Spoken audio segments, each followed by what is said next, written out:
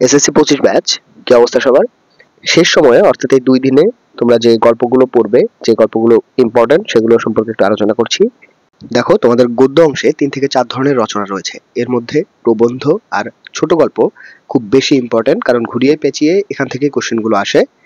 তো তোমরা দেখতে পাচ্ছ প্রবন্ধ রয়েছে, বই পড়া, সাহিত্যের রূপরীতি, উপেক্ষিত শক্তির উদ্বোধন, শিক্ষা ও মনুষ্যত্ব। এই শেষ সময় অর্থাৎ এই 2 দিনে এই প্রবন্ধগুলোতে বেশি জোর দাও। সেই সাথে গল্পগুলো দেখতে পাচ্ছ, শুভা, অভাগীর স্বর্গ, আমাটির ভিপু, 71 দিনগুলি। এই গল্পগুলো খুব বেশি জোর দাও, আশা করা যায় এগুলো থেকেই কমন আসবে। এবং কবিতাও তোমরা দেখতে পাচ্ছ, বঙ্গবাণী, মানুষ, সাহসী জননী বাংলা, তোমাকে পাওয়ার জন্য হয় স্বাধীনতা। এখানে আরেকটা বিষয়, 71 দিনগুলি তোমরা স্কিপ করে যেতে পারো। ভালোভাবে পড়াশোনা করো, লাস্টের 2 দিন একটু ভালোভাবে প্রিপারেশন নাও, এমসিকিউ গুলো একটু ভালো করে প্রিপারেশন নাও, কারণ 25টার বেশি এমসিকিউ যদি কারেক্ট করতে না পারো ভালো মার্ক পাবা না। সকলের জন্য শুভকামনা, আল্লাহ হাফেজ।